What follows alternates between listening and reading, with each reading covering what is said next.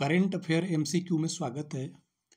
1 से 31 दिसंबर के बीच जितने भी महत्वपूर्ण करंट अफेयर हैं उनको हम लोग दो सीरीज में लेकर आएंगे और जितने भी इम्पोर्टेंट दिसंबर 2024 का करंट अफेयर है उनको हम एमसीक्यू के माध्यम से वस्तुनिष्ठ प्रश्न के माध्यम से पढ़ेंगे तथा उनसे जो अन्य तथ्य आएंगे उनके बारे में भी हम लोग थोड़ा सा रिवीजन करते हुए चलेंगे। पहला प्रश्न है, 30 दिसंबर 2024 के लॉन्च किए गए इसरो के PSLV C-16 मिशन का मुख्य उद्देश्य क्या था? इसरो भारत का अंतरिक्ष इंडियन स्पेस रिसर्च ऑर्गेनाइजेशन है, इसका फुल फॉर्म हो गया।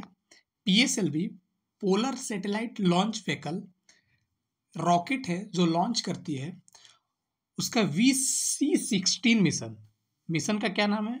PSLV C-16 mission. इसका मुख्य उद्देश्य क्या था? उसका उद्देश्य क्या था?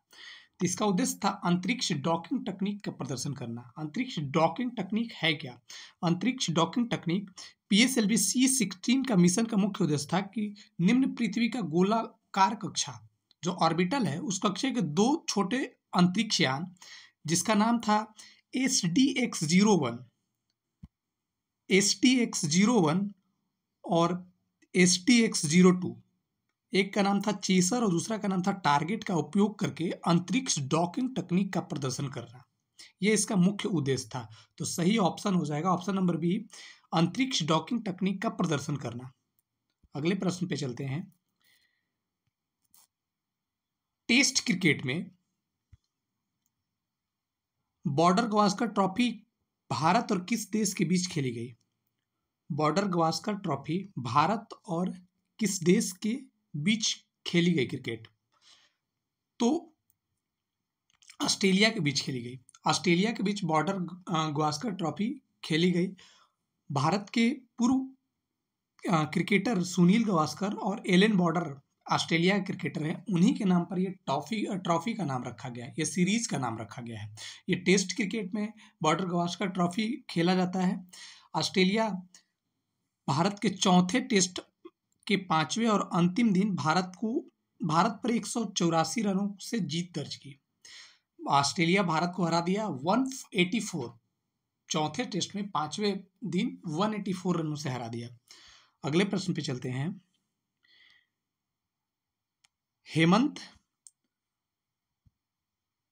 हेमंत मुदप्पा ने किस खेल में 15 राष्ट्रीय खिताब जीतने वाले पहले एथलीट बनने का रिकॉर्ड बनाया? हेमंत मुदप्पा ये खिलाड़ी हैं, ये 15 राष्ट्रीय खिताब जीतने वाले पहले एथलीट का रिकॉर्ड बनाया। ये मोटरसाइकिल ड्रैग रेसिंग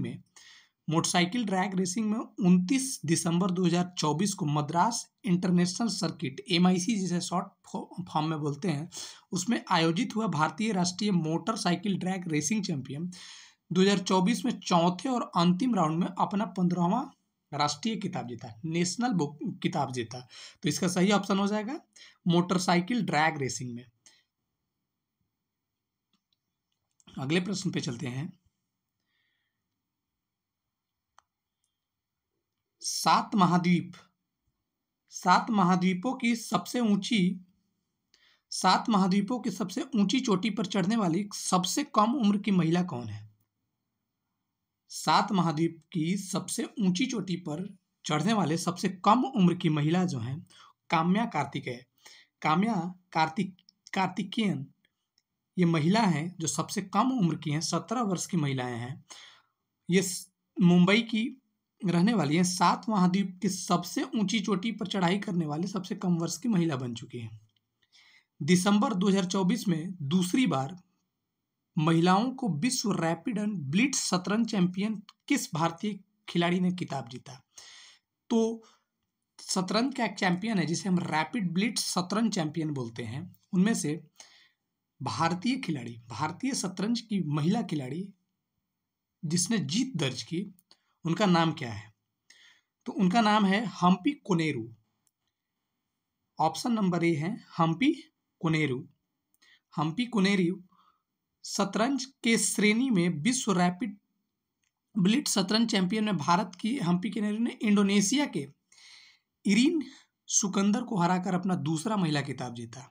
और ये 11वें राउंड में जाकर तब जीत दर्ज की।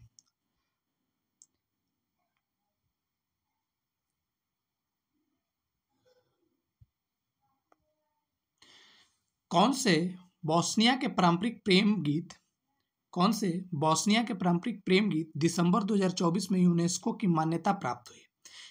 यूनेस्को की पारंपरिक श्रेणी में बोस्निया एक देश है, यूरोपियन कंट्री है, वहाँ की एक प्रेम गीत को यूनेस्को के द्वारा धरोहर के रूप में मान्यता प्राप्त किया गया। तो इसका सही उत्तर हो जाएगा सेवन दालिका। एक प्रेम गीत है, सॉन्ग है, उसको यूनेस्को के द्वारा धरोहर सूची में शामिल किया। तो इसका सही ऑप्शन हो जाएगा ऑप्शन नंबर ए।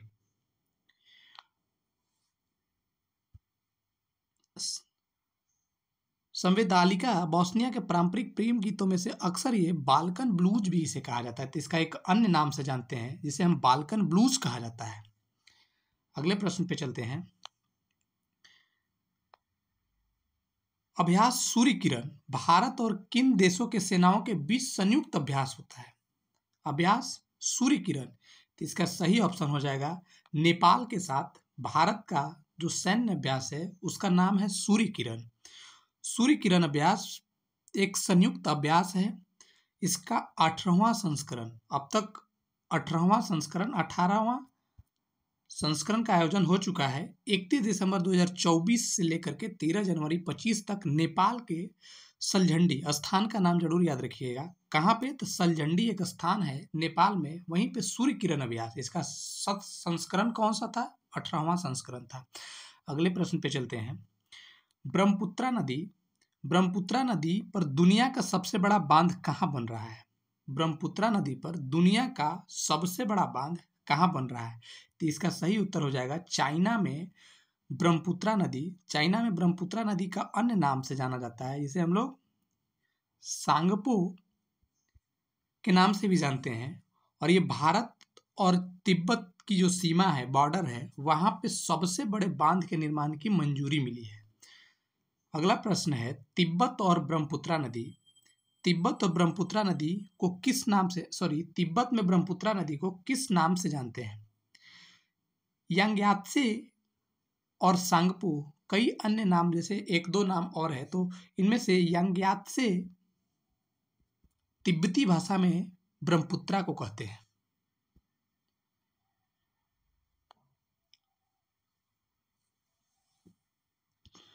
ब्रह्मपुत्रा नदी का तिब्बत में अन्य नाम यारलुंग जांगबो है। ऐसे हम लोग कई अन्य नामों में कंफ्यूजन रहता है कि ब्रह्मपुत्रा नदी को तिब्बत में क्या कहते हैं, और जब ये भारत में इंटर होता है तो वहाँ क्या कहते हैं, बांग्लादेश में जब मिलने के बाद उसे हम लोग क्या बोलते हैं। तो ये नाम जरूर याद रख लीजिएगा कि तिब्बत में इसका नाम यारलुंग जांगबो है। ऐसे हम लोग सांगपो के नाम से भी शॉर्ट फॉर्म में जानते थे। ऐसे ये भारत में जब प्रवेश करती है तो अरुणाचल से प्रवेश करती है, ऐसे ब्रह्मपुत्रा के नाम से ही जाना जाता है। जब गंगा और ब्रह्मपुत्रा जब मिलती है तो इसे हम लोग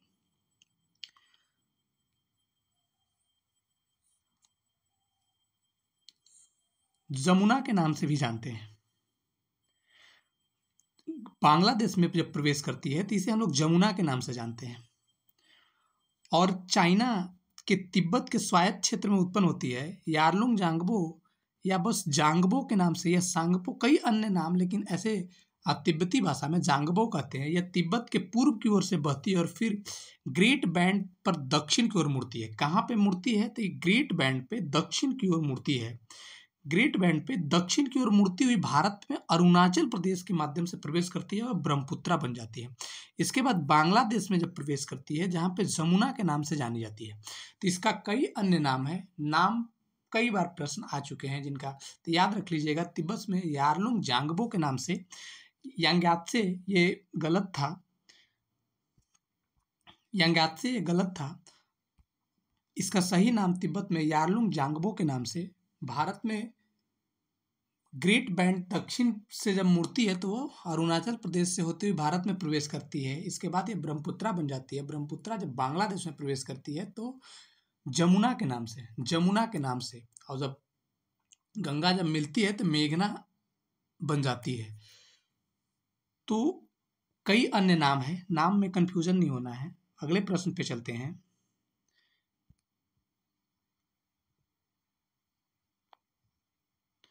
पच्चीस दिसंबर 2024 को कजाकिस्तान के एक्स्टाउ के पास अजरबैजान एयरलाइंस के फ्लाइट J28242 को गलती से किसी देश के वायु रक्षा प्रणाली ने गिरा दिया।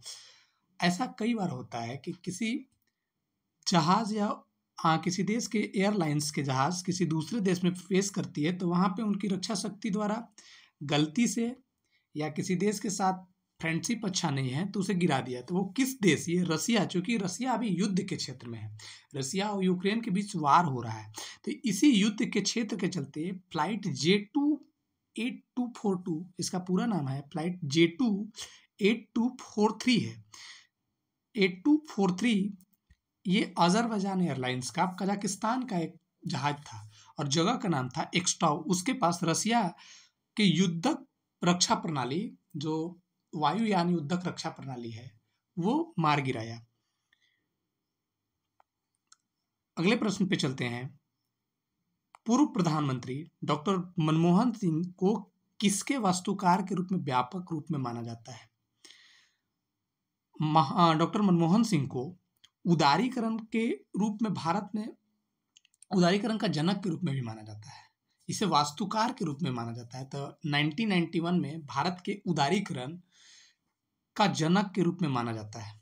तो डॉक्टर मनमोहन सिंह को व्यापक रूप से वास्तुकार माना जाता है 1991 के आर्थिक उदारीकरण का। अगले प्रश्न पे चलते हैं।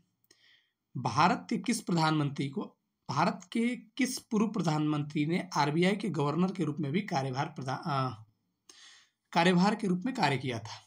तो इसका सही उत्तर हो जाएगा डॉक्टर मनमोहन सिंह। पहले ये आरबीआई के गवर्नर रह चुके थे, इसके बाद भारत के वित्त सलाहकार के रूप में भी रह चुके।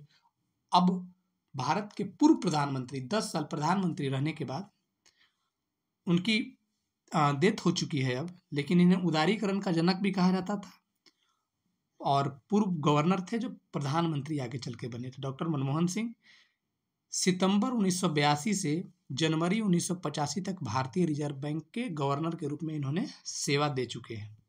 अगले प्रश्न पे चलते हैं। प्रधानमंत्री राष्ट्रीय बाल पुरस्कारों के लिए निम्न में से कौन सी श्रेणियां शामिल की गई हैं?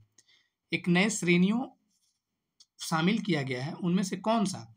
कला, संस्कृति, वीरता, नवाचार, विज्ञान, प्रौद्योगिकी, सामाजिक सेवा, खेल और पर्यावरण। तो ये सभी प्रधानमंत्री राष्ट्रीय बाल पुरस्कार के लिए पुरस्कारों की श्रेणियों को शामिल किया गया है, चाहे कला संस्कृति हो, चाहे वीरता, नवाचार, विज्ञान और प्रौद्योगिकी, पर्यावरण संबंधी या खेल संबंधी हो, उनको प्रधानमंत्री राष्ट्रीय बाल पुरस्कार दिया जाता है। राष्ट्रपति द्रौपदी मुर्मू ने 26 दिसंबर 2024 को नई दिल्ली में 17 बच्चों को प्रधानमंत्री राष्ट्रीय बाल पुरस्कार प्रदान किया। इस बच्चों को कला, संस्कृति, वीरता, नवाचार, विज्ञान और प्रौद्योगिकी, सामाजिक सेवा, खेल, पर्यावरण में उपलब्धियों के लिए सम्मानित किया गया।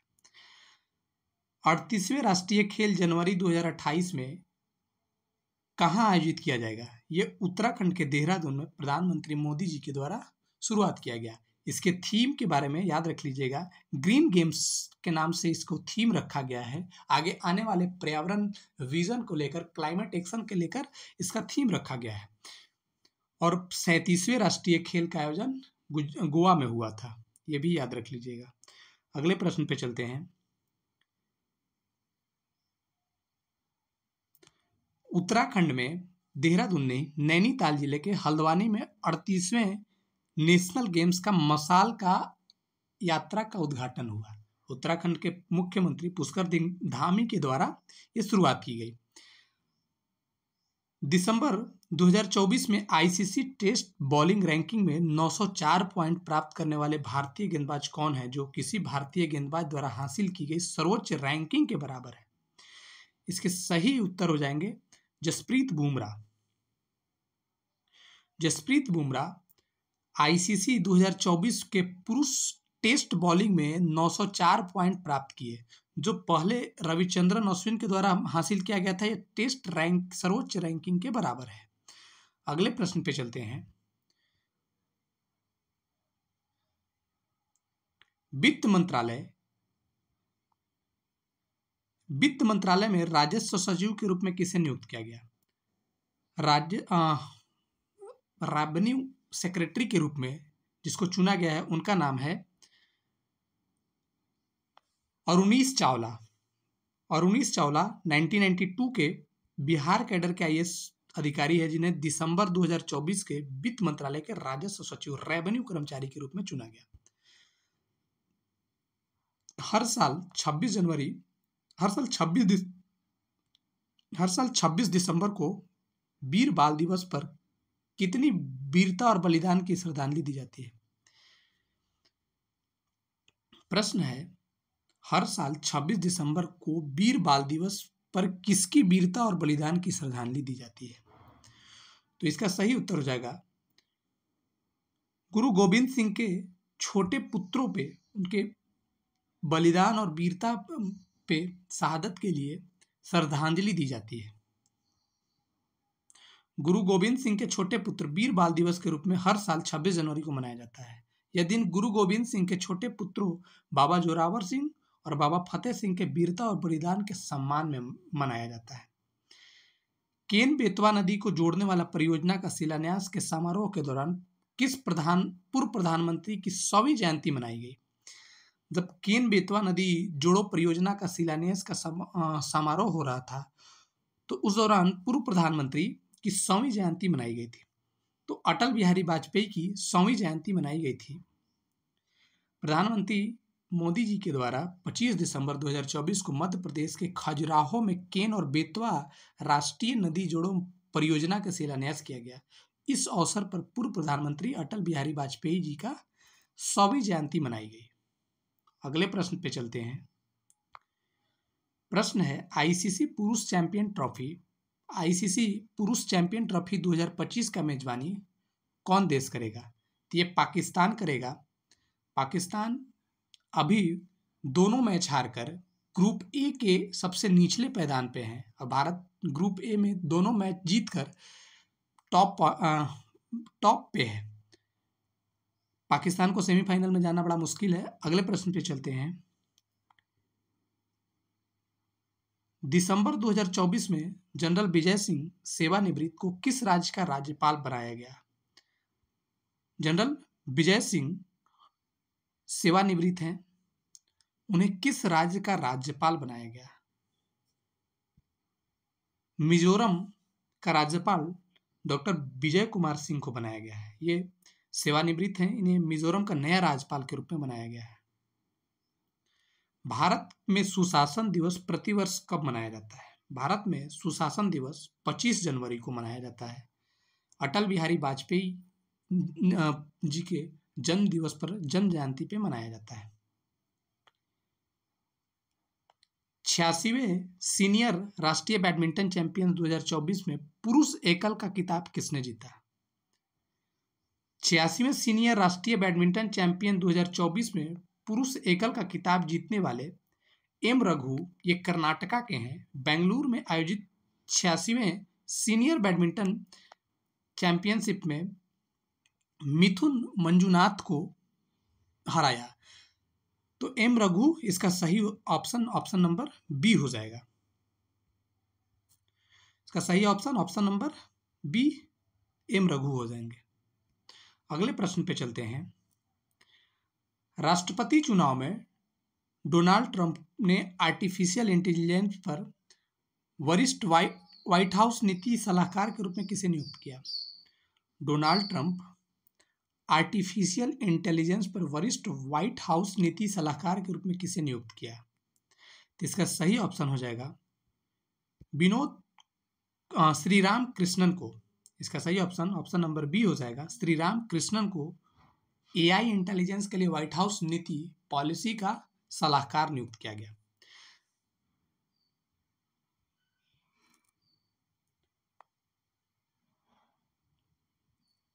(2025) आईसीसी चैंपियन ट्रॉफी भारत के मैच कहाँ आयोजित किए जाएंगे? तो ये यूएई में आयोजित किए जाएंगे। Champion trophy PCB Pakistan cricket board के द्वारा 2025 में आयोजित किया गया है। लेकिन भारत की सभी मैच न्यूट्रल देश यूएई में वेन्यू चुना गया है। अगले प्रश्न पे चलते हैं। दिसंबर 2024 में आइसलैंड का सबसे युवा प्रधानमंत्री कौन है? आइसलैंड का सबसे युवा प्रधानमंत्री कौन है? अगले प्रश्न पे इस प्रश्न का सही उत्तर हो जाएगा क्रिस्टरून क्रिस्टरीन फॉस्टाडॉटरी। इसका नाम थोड़ा टेढ़ा है, लेकिन एक बार फिर से पढ़ते हैं। क्रिस्टरीन फॉस्टाडॉटरीन आइसलैंड की नई सरकार के नियुक्त में सोशल डेमोक्रेटिक अलायंस एसडीए के प्रधानमंत्री क्रिस्टरून फॉस्टाडॉटीर करके इनका नाम है। इन्होंने 2024 में कार्यभार संभाला है। अगले प्रश्न पे चलते हैं। भारत में राष्ट्रीय उपभोक्ता दिवस प्रतिवर्ष कब मनाया जाता है? भारत में राष्ट्रीय नेशनल उपभोक्ता दिवस कब मनाया जाता है? तो 24 दिसंबर को नेशनल उपभोक्ता दिवस के रूप में मनाया जाता है। 2024 में राष्ट्रीय मानवाधिकार आयोग यूएनएचआरसी के नए अध्यक्ष के रूप में किसे नियुक्त किया? यूएनएचआरसी के नए अध्यक्ष बी रामा सुब्रमण्यम को चुना गया। यूएनएचआरसी के नए अध्यक्ष, ये दिसंबर 2024 से राष्ट्रपति द्रौपदी मुर्मू के द्वारा राष्ट्रीय मानवाधिकार आयोग का नया अध्यक्ष चुना गया 23 दिसंबर को। अगले प्रश्न पे चलते हैं। दिसंबर 2024 में संयुक्त राष्ट्र आंतरिक न्यास परिषद जिसे इंटरनल जस्टिस काउंसिल के रूप में भी कहा जाता है के अध्यक्ष के रूप में किसे नियुक्त किया गया? न्यायमूर्ति मदन बी लोकुर को चुना गया। यह पूर्व सुप्रीम कोर्ट के जज मदन बी लोकुर संयुक्त राष्ट्र आंतरिक न्यास परिषद आईजेसी के अध्यक्ष के रूप में चुना गया। ये यूनाइटेड नेशन का एक ब्रांच है जो ट्रस्टीशिप काउंसिल है। ये दुनिया में कहीं भी लोकतंत्र को बढ़ावा देने के लिए, लोकतांत्रिक तरीके से बढ़ावा देने के लिए इसका कार्य है कि जिस देश में लोकतंत्र नहीं है उसे लोकतंत्र की ओर डेमोक्रेटिक तरीके से उस देश को डेवलप किया जाए। अगले प्रश्न पे चलते हैं। उद्घाटन अंडर 19 एसीसी महिला 20 एशिया कप 2024 में किस टीम ने जीता? तो ये भारत अंडर 19 एसीसी महिला T20 एशिया कप में भारत की टीम ने जीता। ये मलेशिया के कुआलालंपुर में बांग्लादेश को 41 रन से हराकर इस मैच को जीत लिया। अगले प्रश्न पे चलते हैं।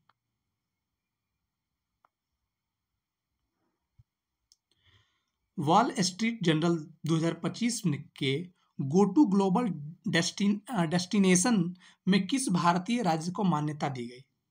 वर्ल्ड स्ट्रीट जर्नल एक सूची लॉन्च करती है जिसमें गो टू ग्लोबल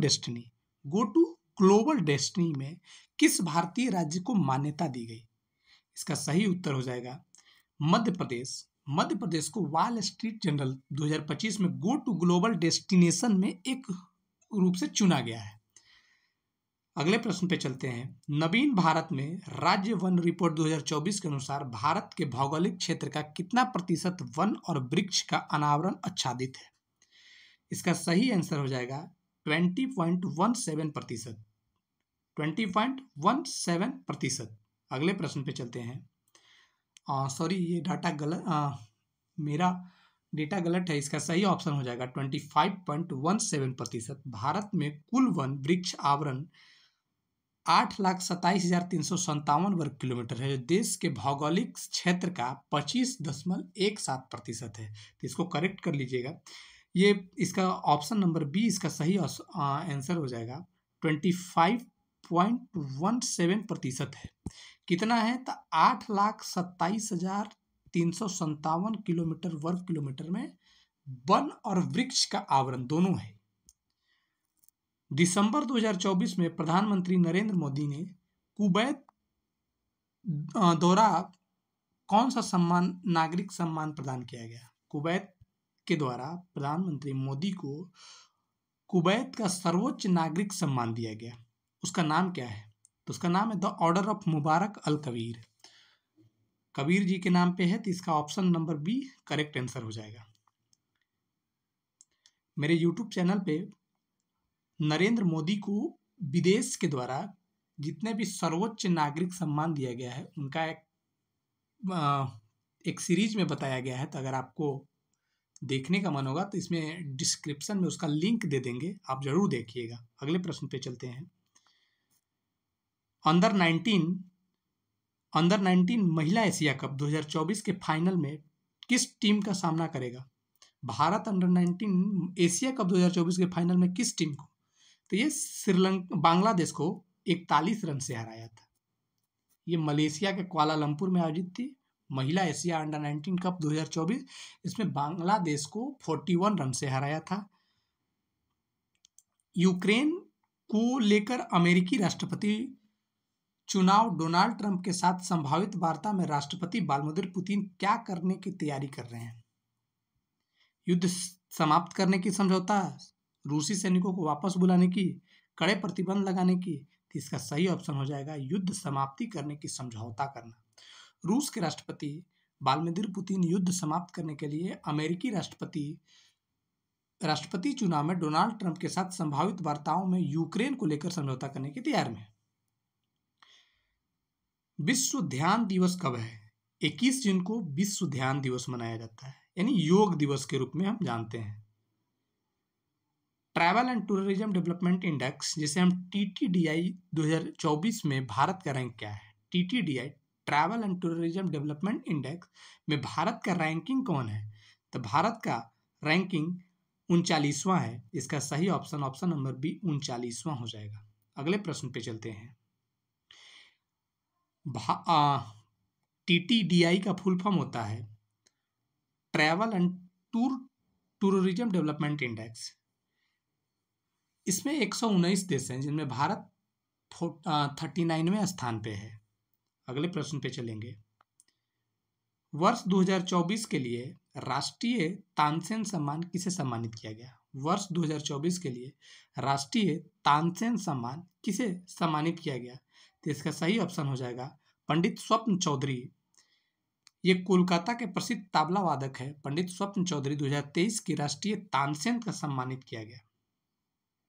वर्ष 2023 में राजा मानसिंह तोमर सम्मान किस संस्था को सम्मानित किया गया? राजा मानसिंह तोमर सम्मान किस संस्था को सम्मानित किया गया? तो इसका सही ऑप्शन नंबर बी सानंद न्यास को दिया गया। ये इंदौर के संस्था है सानंद न्यास। वर्ष 2023 में राजा मानसिंह तोमर सम्मान से सम्मानित हुआ। अगले प्रश्न पे चलते हैं। गोवा मुक्ति दिवस कब मनाया जाता है? गोवा मुक्ति दिवस 19 दिसंबर को मनाया जाता है। इसका सही ऑप्शन नंबर सी 19 दिसंबर को 63वां मुक्ति दिवस के रूप में मनाया गया। गोवा पुर्तगालियों के कब्जे में ही था। 1961 में इसे भारत के द्वारा आजाद कराया गया। 1961 में गोवा की मुक्ति के साथ कितने वर्षों का पुर्तगालियों का शासन समाप्त हो गया? तो ये 450 लगभग 451 वर्ष के औपनिवेशिक शासन से मुक्त हुआ। ये पुर्तगालियों के कब्जे में जब भारत के सबसे पहले यूरोपियन में से आए पुर्तगाली वास्को डी गामा आया था भारत की खोजकर्ता, समुद्री मार्ग की खोजकर्ता के रूप में भी जाना जाता है। अगले प्रश्न पे चलते हैं। किस सैन्य अभियान के कारण गोवा की मुक्ति हुई थी? तो इसका सही ऑप्शन हो जाएगा ऑप्शन विजय, ऑप्शन मेघनाथ, ऑप्शन विजय के तहत गोवा को मुक्ति दिलाई थी। गोवा के मुक्ति दिवस 1961 में भारतीय सशस्त्र बल के द्वारा 33 घंटे तक सैन्य अभियान ऑपरेशन विजय के माध्यम से प्राप्त हुई, जिसके पुर्तगाली नियंत्रण को समाप्त कर दिया गया और गोवा को भारतीय संघ के रूप में एकीकृत किया गया। अब वे पूर्ण स्टेट के रूप में है और गोवा एक खूबसूरत डेस्टिनी, फॉरेनर के लिए खूबसूरत घूमने का एक जगह है। गोवा भारत के सबसे छोटे राज्यों में से एक है। अगले प्रश्न पे चलते हैं। अंग्रेजी भाषा के श्रेणी में साहित्य अकादमी पुरस्कार 2024 किसने जीता? अंग्रेजी भाषा के श्रेणी में स्ट्रीन कीर करके है जिसने अंग्रेजी भाषा के श्रेणी में साहित्य अकादमी का पुरस्कार जीता। ये लेखिका हैं स्ट्रीन कीर, उनको 2024 को इंग्लिश के क्षेत्र में साहित्य अकादमी पुरस्कार मिला। विश्व पैरा एथलीट चैंपियन 26 सितंबर से 5 अक्टूबर 2025 तक कहाँ आयोजित किया जाएगा? तो इसका सही ऑप्शन हो जाएगा जवाहरलाल नेहरू स्टेडियम नई दिल्ली में। जवाहरलाल नेहरू स्टेडियम नई दिल्ली में 26 सितंबर से 5 अक्टूबर तक आयोजित किया गया। अगले प्रश्न पे चलते हैं। फीफा बेस्ट अवार्ड 2024 के पुरुष खिलाड़ी का पुरस्कार किसने जीता?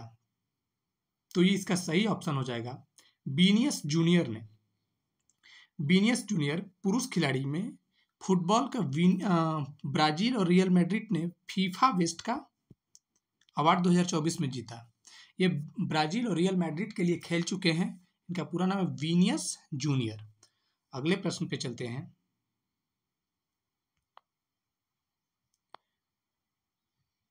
रविचंद्रन अश्विन टेस्ट क्रिकेट में विकेट लेने वाले एकमात्र भारतीय गेंदबाज कौन है? रविचंद्रन अश्विन अधिक टेस्ट विकेट में रविचंद्रन अश्विन से अधिक टेस्ट मैच में अधिक विकेट लेने वाले खिलाड़ी का नाम क्या है? तो वो अनिल कुंबले है। अगले प्रश्न पे चलते हैं।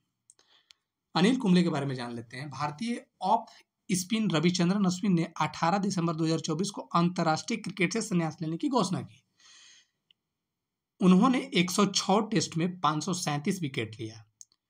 619 विकेट के साथ केवल अनिल कुंबले भारतीय के लिए सबसे अधिक बल्लेबाज को आउट किए और सबसे अधिक विकेट लिए, वो है अनिल कुंबले।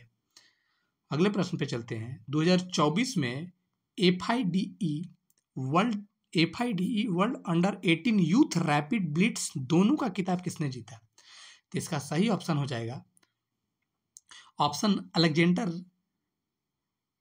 अलेक्जेंडर रवि पाचको। ये इसका सही ऑप्शन हो जाएंगे। नहीं, इसका सही ऑप्शन हो जाएगा प्रणव वेंकटेश। मैं गलत था। इसका सही option number D Pranav Venkatesh हो जाएंगे। ये भारतीय ग्रैंड मास्टर प्रणव वेंकटेश 17 दिसंबर 2024 को स्लोवेनिया में FIDE अंडर 18 यूथ रैपिड और ब्लिट्स दोनों का खिताब जीता। तो आज के लिए दिसंबर महीने का जो करंट अफेयर है, महत्वपूर्ण करंट अफेयर को हम लोग इस सीरीज में लिए थे। अगले वीडियो में जितने भी अन्य इम्पोर्टेंट दिसंबर महीने का करंट अफेयर होगा उसको लेंगे। तो आज के लिए इतना ही। Thank you.